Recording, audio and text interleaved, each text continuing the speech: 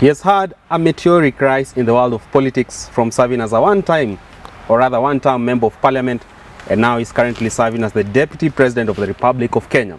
I'm talking about none other than His Excellency Honorable Rigathi Gachagua. He makes for a person of interest on this particular edition of Siasa Brigade, the first one for this particular year of our Lord, that is 2023, and I'm so delighted that you've joined us on board. My name is Richard Mungai. Such a pleasure to have you this year with us. And with me, of course, to look into this conversation is none other than the only name in political analysis and public policy, Herman Manyora. Great to see you, sir. Thank you. You have come back with a hyperbole in this year again. That is Richard Mungai. Okay. Yes. I see you're donning that angelic white shirt. Yes. Trying to be pure this year. I've always been pure. Pure intentions. They don't get purer than me.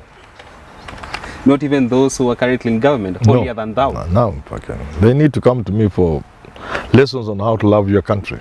All right. Yeah. We shall see how that will roll out in this particular year. But let's start here. We are talking about the current DP, that is Rigathi Gachagua. And over the last few days, we've seen his stiff with getting into loggerheads with Nairobi Governor Johnson Sakaja and also the Senator Edwin Sifuna over the governance of issues around the city, that is Nairobi. Let's start here. When he was making pronouncement about the Nairobi business community and the role of the Kikuyus in there, who was spearheading major business projects therein, and generally about how Nairobi should be controlled, do you think Gachagua is trying to overestimate his influence in Nairobi politics? Let's start from there. Well, the Deputy President must have some influence, certainly. Secondly, there's a significant presence of Mount Kenya people in Nairobi. For many years, they were the majority before they were displaced by others. But they are still a significant portion of this city. So the Deputy President coming from Mount Kenya cannot be wished away in Nairobi politics. I see. But of course, again, we have a constitution that creates devolved units and that talks about independence, but of course with mutual respect among governments, the different levels of government. So again, there it means that influence from the DP should not go in the direction of him trying to direct what the government of Nairobi can do or should do. All right, I see. And sticking to his particular pronouncements over the issue to do with the business in Nairobi, there are those who particularly pick concern that Gachagua is actually trying to play second fiddle politics, in that Kikuyu should have a bigger interest in business in Nairobi and other tribes should follow later, only because majority of those who voted for Governor Sakaja, he says, are Kikuyus who dwell in Nairobi city and actually who supported the campaign of Kenya Kwanza. Does that kind of argument resonate with you? Do you think he's justified to say so? Let us assume Gachagua convinced Kikuyu to vote for Sakaja. Does it give him the license to micromanage Sakaja? The answer is certainly no. It's like a friend helping you to marry a girl. Does he go to your bedroom? It doesn't happen. It doesn't happen. But to what extent did Gachagua really help Sakaja? Those of us who believed Sakaja was going to lose knew that, or at least believed, that Azimio people, mainly from Western, would listen to Raila and vote Rigathi. They said no. We walked in these places in Guaro, where, and people, because they have heard me speaking on TV and saying Rigathi will beat Sakaja because Raila will mobilize Luos and Luya, they would stop me and tell me, forget about that. That's not going to happen. We are voting for Sakaja. That's the reality. And surely Rigathi Gachagua must know that. And that I think I will be wrong, but I think the votes Rigathi got were from Mount Kenya. Very well. Yeah, so Rigathi Gachagua is trying to twist it the other way around. Then again, if you're looking about the political future of Rigathi Gachagua, if we can go back down memory lane, we've seen from his past days as the DO, when he was serving in the administration line of duty, we've seen him being labeled as one DO was full of impunity. And that particular tag is still being ridden on whenever his name is mentioned somewhere. Just like the way the ICC tag haunted William Ruto and also Uhuru Kenyatta when both were launching their presidential bids, one for the second time and another one for the first time respectively. Do you think this DO tag with the impunity will come and haunt Rigathi Gachagua in the near future? if the situation is going to prevail as it is now? Of course, people tried to use it, but didn't quite work. I don't think Kenyans are overly bothered with what people have done in the past.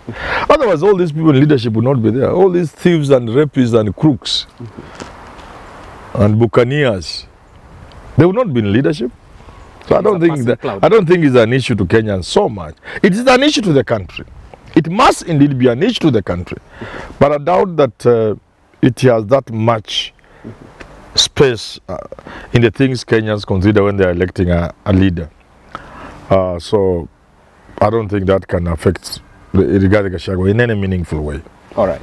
What then do you make of these arguments from, rather, the pronouncement from Senator Edwin Sifuna calling regarding Gachagua as a latter-day pseudo maumau? He has been riding high on this particular narrative. He is the son of maumau. He's actually taking over the likes of Dedan Kimathi in championing for the interest of people from Mount Kenya and by large the independence that all Kenyans should enjoy when it comes to sharing the national cake and equitability therein. Do you think him being labeled the pseudo latter-day maumau is gonna kind of wash away all that high pedestal he's been riding on? Again, no. Because to the average voter, what does it mean? What is Sifuna saying? I understand what Sifuna is saying perfectly well. I know the maumau narrative. I know how people always play the maumau card. For political mileage. Even home guards. By merely being a Kikuyu, you think you are maumau. I even know that people try to make maumau what it was not. Or give it a role in the independence of Kenya that it doesn't deserve. That narrative I understand. But we are not the average voter. It's the average voter who will put Gachagua in office, and to them that's of no consequence. That is of no consequence? Yeah. What about the many Kikuyus who are being concerned with people with Gachagua? They say he's trying to steal the thunder of the likes of Musa Mwariama, General Mungai, and the real soldiers, the real marshals like Field Marshal Mdhoni wa Kirima. Do you think the DP is actually getting it? No, if I get Gachagua well, Gachagua is my friend. If I get him well, what he's trying to say, he's tough because he's of maumau extract, a descent. He comes from the maumau descendants. He's the son of maumau, and therefore you should not play around with him. He's not saying he's the maumau. He's saying I'm a son of maumau, and the maumau blood runs in me. That's what Gachagua is saying. He's not saying he's better than Dedan Kimathi and Musa Mwariama. No, it's not. That's not what he's saying. He's saying that's where I come from. But don't you must fear me if you look at my grandfathers and my fathers. It's a common thing when the people want to talk who they are. Does instilling fear actually has a place in politics if he's gonna try go that direction? Fear. Instilling fear by saying I'm the son of Maumau, I'm a descent from the. No, I don't think Gachagua intends to instill fear in anybody. He just wants to tell you that he's not a person you are going to push around, and that's why I've been asking him in my recent videos. Why don't you tell Ruto stop pushing you around early enough? By appearing to put you in a competition with Mudavadi. That's the time I'll know he's a son of a maumau. Only then? Then, yeah. All right. Yes. But then again, if you look at his first 100 days in office, somewhat it hasn't sunk in him that he's already the DP. If you look at the power display that he's trying to show around, making executive orders, making pronouncements, some of which haven't gone through the consultation of the cabinet. If he's going to go through, advance through such trajectories in the near future, will this probably put him at loggerheads with the president, trying to show bravado and power display? Yet you have your boss there. But a bit of that even with the president himself. Let me tell you, many of these developed democracies and even ancient kingdoms and kingdoms in recent history, if you follow them and look critically, the people place great premium on the breed of a person. Of course, the most notorious is the UK. And of course, then about the ancient kingdoms, or I mean, about the kingdom throughout history, especially in modern history. Where they look at a man in terms of the breed. I see. Where they give somebody power if he's a refined gentleman. Okay? If he's of a certain extraction, if he's a person of a certain upbringing and training. So that people always, throughout history, people have avoided giving power to riffraffs, just about anybody. Of course, social mobility that has been around for about 300, 200 years has tried to distort that a bit. But there was a point in that. When you give power to people who are even surprised they have the power, then you end up with Gachagua. He's a good man, well-intentioned. I love his authenticity. And I tell Gachagua, continue being yourself. Me, I love authentic people. And Gachagua is authentic. But then, as Funa says it, the village in you is always coming out. And that's what many people always avoided when they were choosing leaders. They want refined gentlemen. So when people are not refined, when you give people power, they are even surprised they are in power. If you are to study what Ruto and Gachagua how they have behaved, the utterances, their conduct, you get to see a pair of people, a president and his deputy, who seem not to be aware they are in charge. They are still suffering from what Americans call the pimp factor. Pimp factor. Can't it be any kind? So no, I'm very kind to them, and because these are good people. These are very good people. Ruto and Gachagua are very good people. I actually like, and they know it. They know I like them. Ask them. They will tell you, Manyora knows we are good people. But I'm saying, they are actually surprised they are in power. So it will take some time for them to know they are in power. Because you run around as if you have enemies all over, and they are not there. Imaginary enemies. You pronounce, up now, Gachagua is still talking about people who did what? State capture. But he told us he was going to bring a commission of inquiry to deal with the people of state capture. Now he's retracting, they are retracting, and saying instead, you shall do what? And he knows very well he has no power to deal with them. I told you last year, Ruto and Gachagua have no power to deal with the guys, the Ngorokos of this country. They don't have, and they try, they go down. Talking of which, he has actually You can defeat Raila in an election. That's one thing. Try defeating the Kenyattas.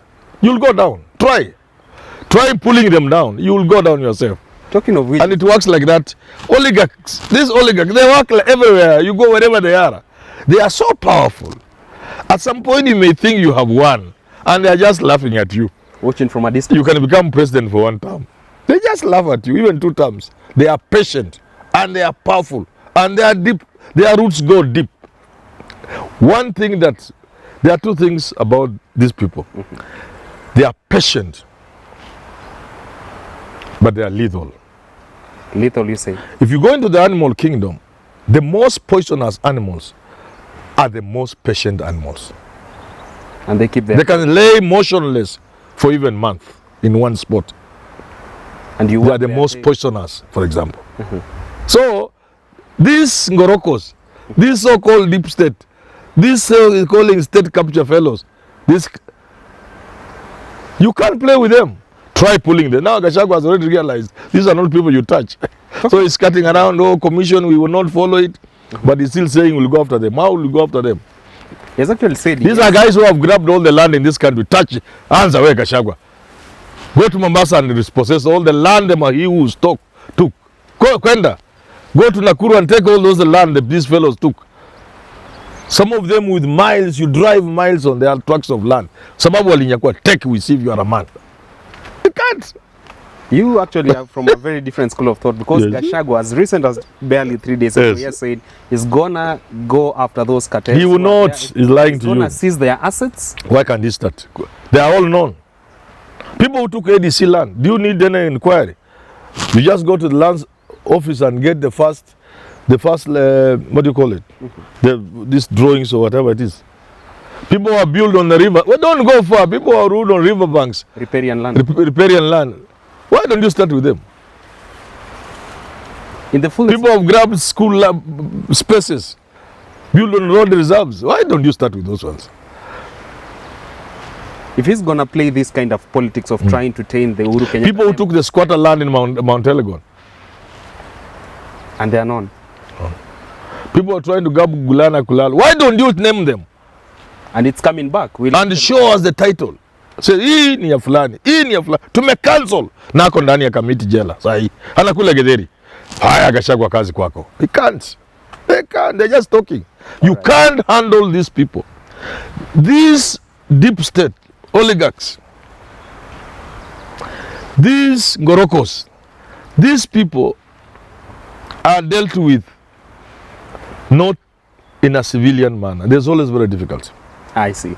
Well, that point by Herman Manyora takes us to a wrap of this conversation today, talking on the political future of the current deputy president, that is Rigathi Gachagua. He's come a long way from serving as a DO, becoming a first-time member of parliament, and right after that, becoming the DP of the Republic of Kenya. Many speculate that he's actually harboring presidential ambitions, but we wait to see. Time will indeed unveil all that is in there, in his basket of goods in the world of politics. Until next time on Siasa Brigade, my name is Richard Mwenjem. Stay tuned for the next edition of Siasa Brigade, because the most famous segment there in The Wheel of Time is gonna make a comeback. You don't want to miss on that. Until next time, my name is Richard Mwenjem. See you.